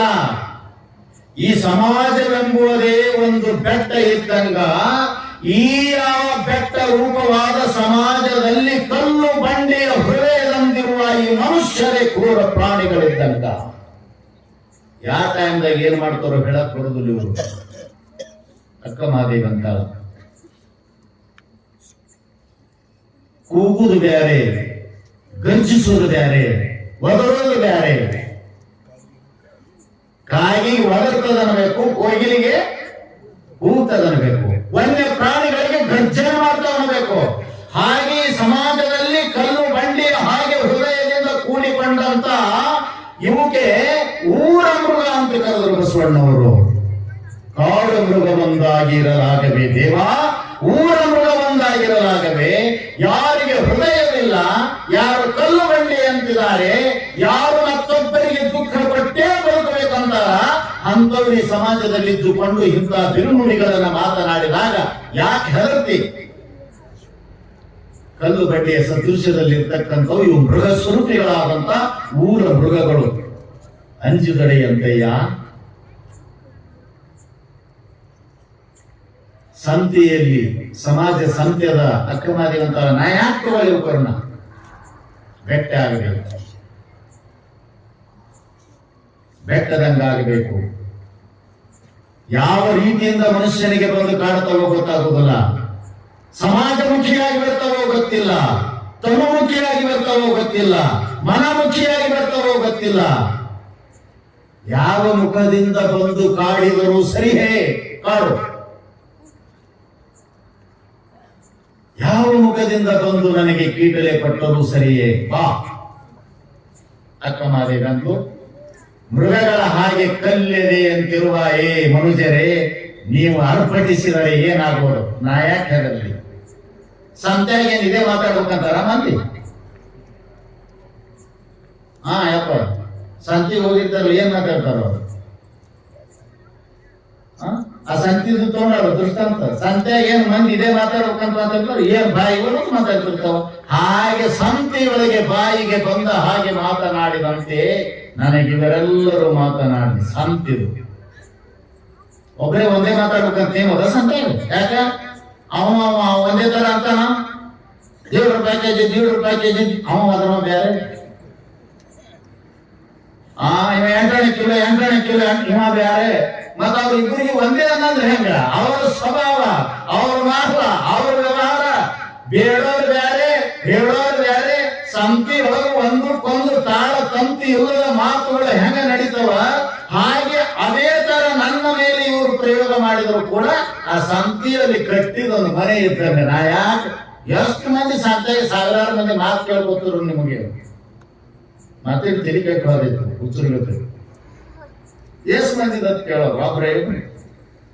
ನಿಮಗೆ ಯಾರು ಏನದೆ ಅಂದ್ರೆ ಸಂತೆನ ಮಂದಿ ಅಂತ ತಿಳ್ಕೊರಿ. ಏನ್ ತಿಳ್ಕೊಬೇಕು? ಸಂತ್ಯಾಗ ಹೋಗಿ ನೀ ಹಿಂಗ್ಯಾಕ್ ಮಾತಾಡಂತ ಕೇಳೋ ಕಪ ಹುಡ್ತಾರಂತೆ. ಹುಡ್ನಾಗೆ ನಿಂದೇನು ಇಲ್ಲಿ ನನ್ನ ಮನಸ್ಸಿಗೆ ಬಂದಂಗೆ ಮಾಡ್ತೇನೆ ಅಂತಾರೆ. ಅವ್ರ ಮನಸ್ಸಿಗೆ ಬಂದಂಗೆ ಮಾಡೋದು ಅಧಿಕಾರ ಅದಾವ್ರಿಗೆ. ಬ್ಯಾಡ ಅನ್ನೋ ಅಧಿಕಾರ ನಮಗಿಲ್ಲ. ಬಾಯಿಗೆ ಬಂದಂತೆ ಮಾತನಾಡೋ ಅಧಿಕಾರ ಅವ್ರಿಗದ. ಯಾಕೆ ಮಾತಾಡದೆ ಅಂತ ಕೇಳುವ ಅಧಿಕಾರ ನಮಗಿಲ್ಲ. ಅಕ್ಕಮಾದೇವ ಅಂತ ಸಂತೆಯಲ್ಲಿ ಸಣ್ಣದೊಂದು ಮನೆ ಮಾಡಿ ಶಬ್ದಕ್ಕೆ ನಾಚಿದರೆ ಅಂತ ಹೃದಯದಲ್ಲಿ ಎಂತಿಂತ ಅಸ್ತ್ರಗಳು ನಾಟಬೇಕು, ಅಂತಿಂತ ಮಾತು ಮಾತಾಡೋ ಅಕ್ಕಮಾದೇವಿಗೆ. ಯಾರಿಗೆ ಬಿಟ್ಟಾರ? ಅಕ್ಕನಾಗಮ್ಮಗೆ. ಅವರಿಗೆ ದೇವ, ನಾನು ಮಾಡಿದ ಕರ್ಮದ ಪ್ರಕಾರ ನೀನು ಇವರ ಮುಖಾಂತರ ಅನಿಸುತ್ತಿರುವೆ ಅನ್ನೋದು ನನಗೆ ಗೊತ್ತು ದೇವ. ಅಕ್ಕನಾಗಮ್ಮ ಹೇಳ್ತಾ ಇದ್ದಾಳೆ, ಎಲ್ಲರಿಂದ ಒಂದೊಂದು ಮಾಡಿಸುವೆಯಾ ದೇವ ನೀನು? ಯಾಕೆ? ಅವರು ತಿಳಿದ್ರು. ನಿಮ್ಗೊಂದು ಮಾತು ಹೇಳ್ತೇನೆ, ನನಗೆ ಅವ್ರು ನಿಮಗೆ ಏನೇ ಅನ್ಲಿ, ಭಾರತನ ಮಾತಾಡ್ಲಿ, ನಿಮ್ಮ ಜೀವನವನ್ನೇ ಹಾಳು ಮಾಡತಕ್ಕಂತ, ಸದಾದ ಕಣ್ಣೀರಿನಲ್ಲಿ ಕೈ ತೊಳಿತಕ್ಕಂತ, ದುಃಖ ಪಡತಕ್ಕಂತ ಕಾರ್ಯವನ್ನೇ ನಿಮ್ಮ ಮ್ಯಾಲೆ ಎಸಗ್ರಿ. ಅವಾಗ ತಿಳ್ಕೋಬೇಕು, ನಾ ಮಾಡಿದ ಕರ್ಮ ಅವ್ರ ಮುಖಾಂತರ ಬರಾಕತ್ತದ ಅಂತ ತಿಳ್ಕೋಬೇಕು. ಇದು ನನ್ನ ವಿಧಿಯ ಕೈ ಚಳಕ. ಯಾರು ಇಲ್ಲ. ನಮ್ಮ ಕರ್ಮ ಹೆಂಡತಿಯಾಗಿ ಬಂದದ, ಮಕ್ಕಳಾಗಿ ಬಂದದ, ಸಮಾಜ ಆಗಿ ಬಂದದ, ಅವರ ಮುಖಾಂತರ ದುಃಖ ಪಡ್ತದ ಅಂತ ಗಟ್ಟಿಯಾಗಿ ಅವುಗಳನ್ನು ಮೆಟ್ಟಿ ನಿಲ್ಲಬೇಕು ಅಂತ ಬಸವಣ್ಣವರಂದ್ರು. ಏನಿ ಶನಿ ಚಂದಡೆ ನಾ ಧೃತಿಗಡನೆಯ. ಇದಕ್ಕೆ ಮುಖ್ಯ ಜೀವನದಲ್ಲಿ ಬೇಕಾದದ್ದು ಧೈರ್ಯ. ಎಲ್ಲರಿಗೂ ಧೈರ್ಯ ಬೇಕು. ಘಟನೆ ನಡೆಯುವ ಪೂರ್ವದಲ್ಲಿನೂ ಧೈರ್ಯ ಬೇಕು, ಘಟನೆ ನಡೆದ ಮೇಲೂ ಧೈರ್ಯ ಬೇಕು. ಘಟನೆ ನಡೆಯುವ ಪೂರ್ವದಲ್ಲಿ ಧೈರ್ಯ ಬಂದ್ರೆ ಎದುರಿಸಿ ಅದನ್ನು ತಡೆಯಬಹುದು. ಆ ಪಕ್ಕ ಹೇಳಂಗಿಲ್ಲ, ನಿನ್ನೆ ಹಿಡಿದು ಹೇಳ್ತೀನಿ ನಾ, ಅನ್ ಗ್ಯಾರಂಟಿ. ಆದರೂ ಇರಬೇಕು. ಗೊತ್ತಾಗದೆ ಬಂದು ನಿನಗೆ ಅಪ್ಪಳಿಸಿದಂತ ಆ ಕಾರ್ ಮೋಡಿನಂತಿರತಕ್ಕಂತ, ಕಾರ್ ಕತ್ತಲೆಯಂತೆ ಇರತಕ್ಕಂತ ಕ್ರೂರ ವಿಧಿಯ ಕೈವಾಡವನ್ನು ಮೊದಲೇ ನೀನು ಧೈರ್ಯವಂತನಾಗಿದ್ದರೆ ಸ್ವಲ್ಪ ಅಲ್ಪ ತಡೆಯಬಹುದು. ಅದು ಬಂದು ನಿನ್ನ ಮುತ್ತಿಗೆ ಹಾಕಿತು ಅಂತಂದ್ರೆ ಅವಾಗ ಪಕ್ಕಾ ಧೈರ್ಯ ಇರಬೇಕು. ನೀನು ಕಚ್ಚಾ ಇರಬಾರದು, ಕಚ್ಚಾ ಇರಬೇಕು. ಅದಕ್ಕೆ ಬಸವಣ್ಣವ್ರು ಅಂತಾರ, ಎನಿಸೆನಿಸೆಂದಡೆ ನಾ ಧೃತಿಗಿಡನಯ್ಯ. ಕೇಳ್ಬೇಕವೆಲ್ಲ, ನಮಗೇನು ಅಂತವ ಹಾಗೇ ಇಲ್ಲ. ಮೊನ್ನೆ ಎಲ್ಲ ನೋಡಿದೆವು ನ್ಯೂಸ್ನಾಗ ನಾವು. ಅದೇನೋ ಇಂಜಿನಿಯರಿಂಗ್ ಒಳಗೆ ಒಂದು ಏನೋ ಐತೆ ಅಂತ, ಅದು ಫೇಲ್ ಆಗ್ಯದ ಹುಡುಗಿ. ಒಂದು ಬರದಿಟ್ಟ ತಂದೆ ತಾಯಿ ನನ್ನನ್ನು ಕ್ಷಮಿಸಿ ಆತ್ಮಹತ್ಯೆ ಮಾಡಿಕೊಂಡ್ರು. ತಂದೆ ತಾಯಿಗಳೇ ನನ್ನನ್ನು ಕ್ಷಮ ಮಾಡಿ, ನಿಮಗೆ ದುಃಖ ಕೊಟ್ಟೆ ಅಂತ ಬರದಿರ್ತದೆ, ಸುಸೈಡ್ ಮಾಡಿಕೊಂಡ್ರು. ಏನಂತ ಅರ್ಥ? ನಾನು ನಿಮ್ಮಲ್ಲಿ ಹೇಳಿ, ಇಂಥ ಅಕಾಲ ಮೃತ್ಯುವಿಗೆ ತುತ್ತಾಗುವುದನ್ನು ಬಿಡಿಸಲಿಕ್ಕೆ ನಮ್ಮ ಕೈಯೊಳಗದ. ಆ ಸಂದರ್ಭದಲ್ಲಿ ಧೈರ್ಯ ಬಂತಂದ್ರೆ ನಾವು ಉಳಿತೀವಿ. ಮಹಾಮೃತ್ಯುವಿನಿಂದ ಯಾರು ಉಳಿದಿಲ್ಲ. ಇದು ಏನು ಅಂದ್ರ, ಅಲ್ಪಕ್ಕಾಗಿ ಮನಸ್ಸನ್ನು ಆ ಕಡೆ ಕೊಟ್ಟು ನನ್ನಿಂದ ಇನ್ನು ಬದುಕೋದು ಆಗುವುದಿಲ್ಲ ಅನ್ನುವಂತ ಒಂದು ನಿರ್ಧಾರಕ್ಕೆ ಬಂದ ತಕ್ಷಣ ಅಂತ ಒಂದು ಅಘಟಿತ ಘಟನೆ ನಡೆದು ಬಿಡ್ತದ. ಏನ್ ಮಾಡಿದ್ವಿ? ಹೋಯ್ತಾಳ. ಏನೋ ಆಗ್ಬೇಕಾದ ಜೀವ ಏನೋ ಆಗಿ ಹೋಯ್ತಲ್ಲ. ಯಾಕೆ ಅಂತ ಕೇಳಿದ್ರೆ ಅದನ್ನ ಸಹನೆ ಮಾಡಿಕೊಳ್ಳುವಂತ ಶಕ್ತಿ ಇಲ್ಲದಕ್ಕೆ. ಇಂಥವ್ರು ಎಷ್ಟು ನಡೀತಾವ ನಮ್ಮ ಜೀವನದ ತುಂಬೆಲ್ಲ ನೋಡ್ತೀವಿ ಘಟನೆಗಳನ್ನ.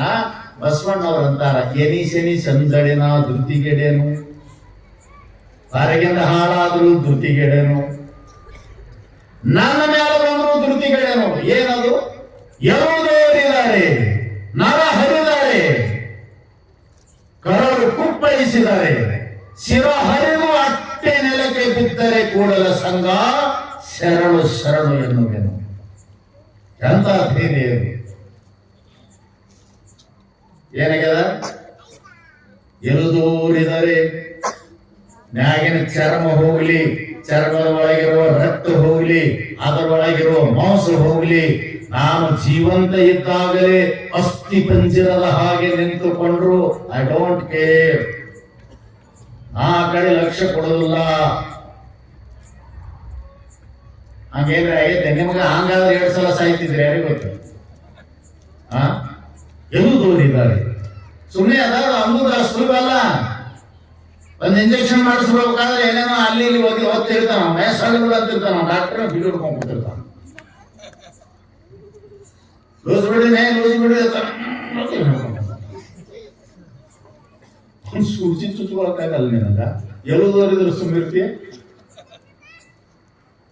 ಎಲ್ಲ ಹೋಗ್ಬಿಡ್ಲಿ, ಅಸ್ಥಿ ಅಷ್ಟೇ ಉಳಿಲಿ. ನಾ ಈ ಕಡೆ ಲಕ್ಷ್ಯನೇ ಇಲ್ಲ ನನಗೆ. ಯಾಕಡೆ ಲಕ್ಷ್ಯ? ನಿನ್ನ ಕಡೆ ಲಕ್ಷ್ಯ ಸಂಘ. ನರ ಹರಿಲಿ, ನರಗಳೆಲ್ಲವೂ ಕತ್ತರಿಸಿ ಹೋಗಲಿ, ಕರುಳುಗಳು ಕುಪ್ಪಳಿಸಿ ಹೊರಗೆ ಬರಲಿ. ಅಲ್ಲಿ ಮಾತು ಬೆಳೆಸ್ತಾ ಇದ್ದಾರೆ. ಶಿರಹರಿದು ಅಟ್ಟೆ ನೆಲಕ್ಕೆ ಬಿದ್ದರೂ ನನ್ನ ನಾಲಿಗೆ ಸಂಗ ಸಂಗ. ಜೀವನದೊಳಗೆ ಯಾವ ಘಟನೆಗಳು ಬರ್ತಾವ ಗೊತ್ತಿಲ್ಲ. ಶಿರ ಹೋಯ್ತಂದ್ರೆ ಇದಕ್ಕೆ ಅಟ್ಟೆ ಅಂತಾರಂತ. ಈ ಶರೀರ ಅಟ್ಟೆ ಇಲ್ಲಿ ಬಿದ್ದದ, ಶಿರ ಅಲ್ಲಿ ಬಿದ್ದದ. ನಾವು ಎರಡು ಕೂಡಿದ್ದಾಗ ಮಾತಾಡಬಹುದು, ಒಳಗೆ ಪ್ರಾಣ ಇದ್ದಾಗ ಮಾತಾಡಬಹುದು. ಎಂತ ಒಂದು ಅವ್ರದ್ದು ಧೈರ್ಯ ಅನ್ಬೇಕು. ಶಿರವ ದಾಟಿ ರುಂಡ ಮುಂಡಗಳು ಬೇರ್ಪಟ್ಟಾಗ ಪ್ರಾಣವೇ ಹಾರಿ ಹೋದ್ರು ಕೂಡ ಜಡವಾದಂತ ನನ್ನ ನಾಲಿಗೆ ಆ ರುಂಡ ಸಂಘ ಸಂಘ ಅಂತ ಬೇಕಾದ್ರೆ ಅವ್ರು ಏನು ಸಾಧಿಸಿಕೊಂಡು ಬಂದಿರಬೇಕು ಜೀವನದಲ್ಲಿ. ಅದಕ್ಕೆ ಲಕ್ಷ್ಯದಲ್ಲಿಟ್ಟುಕೊಳ್ರಿ. ಯಾವೇ ಏನೇ ಘಟನೆಗಳು ಬಂದರೂ ಕೂಡ ಅದನ್ನ ಸೈರಿಸತಕ್ಕಂತ ಎದುರಿಸುವಂತ ಸಾಮರ್ಥ್ಯವನ್ನ ನಾವೇ ಸಿದ್ಧ ಮಾಡ್ಕೋಬೇಕಾ ಔಷಧ, ಬೇರೆಯವರಿಂದ ಪಡೆಯುವುದು ಅಲ್ಲ. ಹಿಂಗಾಗಿ ಮನೆ ಹಾಳಾಗ್ಯಾವ, ಪ್ರಪಂಚ ಹಾಳಾಗ್ಯಾವ, ಸಂಬಂಧಗಳು ಮುರಿದು ಹೋಗ್ಯಾವ. ಇದರಿಂದ ಆಗಿಲ್ಲ. ಜಗತ್ತಿನೊಳಗೆ ಎಷ್ಟಾಗಿದೆ ಸಂಬಂಧಗಳು ಕೆಟ್ಟಾವ, ಮನಿ ಕೆಟ್ಟಾವ, ಸಮಾಜ ಕೆಟ್ಟ ಹೋಗ್ಯದ. ಅದು ಎದಕ್ಕಂದ್ರೆ ಬರತಕ್ಕಂತ ದುಃಖ ದುಮ್ಮಾನಗಳನ್ನ ಎದುರಿಸುವಂತ ಸಾಮರ್ಥ್ಯ ಇಲ್ಲಬೇಕು. ನಮ್ಮ ಜೀವನದಲ್ಲಿ ಏನು ಬರಬೇಕು ಅದು ಬರುವುದೇ. ನಾವು ಏನು ಬ್ಯಾಡ ಅಂದ್ರೂ ಬರುವುದೇ. ನಾವು ತಯಾರಾಗಿರ್ಬೇಕು, ಸಿದ್ಧ ಆಗ್ಬೇಕು. ಒಳ್ಳೆಯದಕ್ಕೆ ತಯಾರಾಗಬೇಡ್ರಿ, ಕೆಟ್ಟದಕ್ಕೂ ತಯಾರಾಗಿ. ಕೆಟ್ಟದ್ದು ಅಂತ ಗೋಚರ ಆಗಿ ನಿಮಗೆ ಬಂತಂದ್ರೆ ಅದನ್ನು ಅನುಭವಿಸಲಿಕ್ಕೆ ತಯಾರಾಗಿ. ಸುಖಮಾಪತೀತಂ ಸೇವೇತ್, ದುಃಖಮಾಪತೀತಂ ಸಹೇತ್. ಎರಡು ಗುಣ ಇರಬೇಕು ಮನುಷ್ಯನಲ್ಲಿ. ನಾವು ಹಂಗಲ್ಲ. ಸುಖವು ಆಗಮಿಸಿ ನಮಗೆ ಸುಖವನ್ನುಂಟು ಮಾಡುವಾಗ ಮತ್ತೊಬ್ಬರಿಗೆ ಹೇಳದೆ ಅದನ್ನು ಆನಂದವಾಗಿ ಅನುಭವಿಸಿ, ದುಃಖ ಬಂದಾಗ ಕಂಗಾಲಾಗಿ ಬಿಕ್ಕಳಿಸಿ ಮತ್ತೊಬ್ಬರೆದುರು ಹೋಗಿ ದುಡ್ಡು ತೊಡ್ಕೋಬೇಡ. ಏನ್ ಮಾಡು? ಅವಾಗ ಸೇವಿಸು, ಈಗ ಸಹಿಸು. ಎಷ್ಟು ಚಂದ ಜೀವನ ಅದಿಲ್ಲ. ಏನಂತ? ಸುಖ ಬಂದಾಗ ಸೇವಿಸು, ಅದು ನಿನ್ನ ಪುಣ್ಯ ಅದ, ಭಾಗ್ಯ ಅದ, ನಿನ್ನ ಕರ್ಮ ಅದ, ವಿಧಿ ಕೊಟ್ಟದ್ ನಿನಗೆ. ಏನ್ ಮಾಡು? ಅನುಭವಿಸು, ಚಂದಾಗಿ ಅನುಭವಿಸು. ಅದೇ ನಿಂದ್ರುವುದಿಲ್ಲ. ಸದಾ ಹಗಲೇ ಇರದು ನೋಡು, ಸದಾ ರಾತ್ರಿ ಇದ್ದರೆ ಹೇಗೆ? ಬದಲಾಗ್ತದಿಲ್ಲ. ಸದಾ ಹಗಲೇ ಇರಂಗಿಲ್ಲ, ಮತ್ತ ರಾತ್ರಿ ಆಗುತ್ತೀಗ ಅದೇ ಉಳಿತು ಅಂದ್ರೆ ಗತಿ ಹಂಗ. ಅವು ಬದಲಾಗ್ತಿರ್ತಾವ. ಹಗಲು ಹೋಗ್ತದ, ರಾತ್ರಿ ಬರ್ತದ, ರಾತ್ರಿ ಹೋಗ್ತದ, ಹಗಲಾಗ್ತದ. ಅವುಗಳ ಜೊತೆ ಸೂರ್ಯ ಚಂದ್ರರು ಕೂಡ ಬದಲಾಗುತ್ತಾರೆ. ಆ ಬದಲಾಗದ್ರೊಳಗೆ ನೀ ಸಿಕ್ಕೊಂಡೆ ಅಂದ್ರ ತಿಳ್ಕೋಬೇಕು ನೀ ಏನಂತ. ಸುಖ ಬಂದದಲ್ಲ ಹಗಲು, ದುಃಖ ಬಂದದಲ್ಲ ರಾತ್ರಿ ಇರುವುದಿಲ್ಲ. ಮಾತ್ರ ಸ್ಪರ್ಶಾಸ್ತು ಕೌಂತೆಯ ಸುಖ ದುಃಖದಾಹ ಆಗಮಾಪಾಯನಃ ತಾಂ ತಿತಿಕ್ಷಸ್ವ ಭಾರತ. ಅರ್ಜುನನಿಗೆ ಹೇಳ್ತಾ ಇದ್ದಾನೆ ಕೃಷ್ಣ. ಏನಂತ ನೋಡು, ವಿಷಯಗಳ ಜೊತೆ ಮನುಷ್ಯ ಇಂದ್ರಿಯಗಳು ಹೊಂದಾಣಿಕೆಯಾಗಿ ಹೋದಾಗ ಆ ಇಷ್ಟ ಬುದ್ಧಿಗೆ ಅನುಕೂಲ ಆದ್ರೆ ಸುಖ, ಕಷ್ಟ ಬುದ್ಧಿಗೆ ಅನುಕೂಲ ಆದ್ರೆ ದುಃಖ. ಇವು ಎರಡು ಬರಬೇಕಾದ್ರೆ ಆ ಹಿಂದೆ ಪ್ರಾರಬ್ಧದ ಕೈ ಚಳಕ, ಆ ವಿಧಿಯ ಕೈ ಚಳಕ ಸುಮ್ಮನೆ ಯಾರಿಗೆ ಕೊಡಕ್ ಬರೋದಿಲ್ಲ. ಇಲ್ಲಿಲ್ಲ ಅಂದ್ರೆ ಅದು ಪಾಪಕ್ಕೆ ಗುರಿ ಆಗಬೇಕಾಗ್ತದೆ. ಕರ್ಮ ನಿಷ್ಪಕ್ಷಪಾತದ. ಯಾರ ಮುಖ ನೋಡೋದಿಲ್ಲ, ಯಾರ ಮಾರಿ ನೋಡೋದಿಲ್ಲ, ಯಾರು ಏನ್ ಮಾಡ್ಯಾರ ಅವ್ರೆ ಬ್ಯಾಂಕಿನಾಗ ಎಷ್ಟು ಇರ್ತಾರ ಅದಕ್ಕೆ ಎಷ್ಟು ಕೊಡಬೇಕು ಬಡ್ಡಿ ಹಾಕಿ ಯಾರು ಕೊಡ್ತಾರ? ನಿಮ್ಮ ಮಕ್ಕಳ ಮನೆಯವ್ರು ಕೊಡ್ತಾರ, ಬ್ಯಾಂಕ್ನವ್ರು ಕೊಡ್ತಾರ. ಯಾಕೆ ಕೊಡ್ತಾರ? ಅದಕ್ಕೆ ಸೇರಿಸಿ ಯಾಕೆ ಕೊಡ್ತಾರ? ಮತ್ತೆ ಇಂಟ್ರೆಸ್ಟ್ ಕೊಡಬೇಕು. ಅದಕ್ಕ ಲಕ್ಷ್ಯದಲ್ಲಿ ಇಟ್ಕೊಳ್ರಿ. ಇಟ್ಟಂತ ಹಣ ಬಡ್ಡಿ ಸಮೇತವಾಗಿ ಹೇಗೆ ನಿಮಗೆ ಸೇರುತ್ತದೆಯೋ ಮಾಡಿದ ಕರ್ಮ ಬಡ್ಡಿ ಸಮೇತವಾಗಿ ಬರ್ತದ, ಎಲ್ಲಿ ಹೋಗುವುದಿಲ್ಲ. ಅದು ಬಂದದ್ದೇನಂದ್ರೆ 5 ಲಕ್ಷದ ಹತ್ಯೆ ಯಾಕಾಯ್ತಪ್ಪ?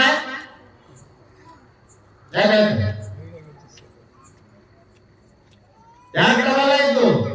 ನೀ ಇಟ್ಟದ್ದು ಹೆಂಗ ಬೆಳೆದು ಬಂತಲ್ಲ, ಹಾಗೆ ನೀ ಮಾಡಿದ ಸತ್ಕರ್ಮ ದುಷ್ಕರ್ಮ ಬಡ್ಡಿ ಸಮೇತವಾಗಿ ಸುಖ ದುಃಖ ಆಗಿ ಹೊರಗೆ ಬರ್ತದಂತ.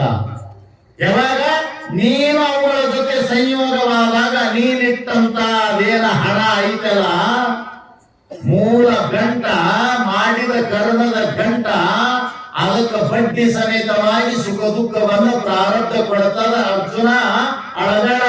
ಯಾಕ? ಆಗಮಾಪಾಯನ ತಾಂ ತಿತಿಕ್ಷಸ್ವ, ಸದಾ ಇರುವಂತಹ ಸ್ವಭಾವದಿಂದ ಕೂಡಿದು ಅಲ್ಲವು. ಅದು ಇದ್ದಾಗ ಇದು ಇಲ್ಲ, ಇದು ಇದ್ದಾಗ ಅದು ಇಲ್ಲ. ಯಾವ್ದು ಈಗ ಬೆಳಕೈತೆ ಹಗಲು ಇಲ್ಲ. ಯಾಕ? ಕತ್ಲೈತಿ. ಸೂರ್ಯೋದಯ ಅಲ್ಲ, ಕತ್ಲಿರುವುದಿಲ್ಲ. ಯಾಕ? ಬೆಳಕೈತಿ. ಹೇಗೆ ಎರಡು ವಿರೋಧ ಅದಾವೋ, ನೀ ಸುಖ ಅನುಭವಿಸಾಗ ದುಃಖ ಇರುವುದಿಲ್ಲ. ಅದು ಸುಮ್ ಕೂತಿರ್ತದ ಕಡೆ ನಡೆಯುವ ಮಾರೇ ಹೇಳ್ತ. ಇದನ್ನ ಗಮನದಾಗಿಟ್ಕೊಳ್ರಿ. ಸುಖ ಅನುಭವಿಸಕತ್ತೇನಂದ್ರೆ ಹಿಂದು ದುಃಖಣಿಕ್ ಹಾಕಾಕತ್ತೈತಿ. ಇದನ್ನ ಮಾರುತ್ರಿ ಲಾಭ ಲಾಭ ಲಾಭ ಹೊಡಿದ್ ನೋಡ್ಸಂತ ನಾ ಹೇಳಿದ್ನಲ್ಲ. ಇದನ್ನ ಹುಡುಗಾಟಿಗೆ ಅಂತ ತಿಳ್ಕೋಬೇಡ್ರಿ. ಯಾವಾಗ ಬಂದ ಅಪ್ಪಳಿಸ್ತದ ಗೊತ್ತಿಲ್ಲ. ಏನು ಇಲ್ಲದೆ ಆನಂದವಾಗಿ ಗಾಡಿ ಹೊಂಟಿರ್ತಾರಲ್ಲ, ಬಡದ ಯಾರಿಗೆ ಗೊತ್ತಿತ್ತು? ಯಾರಿಗೆ ಗೊತ್ತಿತ್ರಿ? ಕ್ಷಣಕ್ ಬಂದಾಗ ಬಿದ್ವೆ ಸ್ಮಾರ್ಟ್ 5,000. ಯಾರಿಗೆ ಗೊತ್ತಿತ್ತು? ಗೊತ್ತು ಮಾಡ್ಕೊಳ್ರಿ. ಇದನ್ನ ಅನುಭವಿಸಾಗ ಹಿಂದೆ ದುಃಖ ಹಣಿಕೆ ಆಗ್ತದ. ಮತ್ತದು ಹಂಗಾದದು ಎರಡು ಅದಾವು. ಒಂದು ಸುಖ ಒಂದು ದುಃಖ ಜೀವನದಲ್ಲಿ ಇವ್ ಬಿಟ್ಟರೆ ಏನೂ ಇಲ್ಲ. ಸುಖ ಬಂದದ ಅಂದ್ರೆ ದುಃಖ ಹಿಂದೆ ಹೊಂಟದ ತಿಳ್ಕೋಬೇಕು. ದುಃಖದಂದ್ರೆ ನಡೀನಿ ಹಿಂದೆ ಮತ್ತೊಂದು ಹೊಂಟದ ಅಂತ ತಿಳ್ಕೋಬೇಕು. ಹಾಗೆ ಅರ್ಜುನ ಬೆಂಕಿ ಮೇಲೆ ನೀರ ಇಟ್ಟು ಕಾಸಿದ್ರ ಬೆಂಕಿದು ಆ ಶಾಖ ಬಡದೆ ಹೆಂಗ ಕೈಗಿರ್ತದ, ಮತ್ತೆ ಬೆಂಕಿ ತಡೆದ್ರೆ ಹೆಂಗ ತಣ್ಣಗಾಗ್ತದ, ಅದರಲ್ಲಿ ಸುಡುತ್ತಾನ ತಣ್ಣಗಾಗುದು ಹೆಂಗ ಆಗಮಾಪಾಯಿನ ಅಳ್ತಿ. ಹಾಗೆ ಜೀವನದಲ್ಲಿ ಸುಖ ದುಃಖಗಳು ಕೂಡ ಬರೋದು ಹೋಗೋದು ಬರೋದು ಹೋಗೋದು ಮಾಡ್ತಾವ. ಹೆದರಬೇಡ, ಗಟ್ಟಿಯಾಗಿ ನಿಂದ್ರು. ಇದ್ದದ್ದೇ ಜೀವನದಲ್ಲಿ, ಜೀವನದಲ್ಲೇ ಸುಖ ದುಃಖ ಎರಡು ಸಮ್ಮಿಶ್ರ. ಏನೋ ಜೀವನ ಅಂದ್ರೆ ಸುಖ ದುಃಖಗಳ ಸಮ್ಮಿಶ್ರದ, ಬಟ್ ಹಿಂದ ಮುಂದೆ ಇರ್ತಾವ ಅಷ್ಟೇ.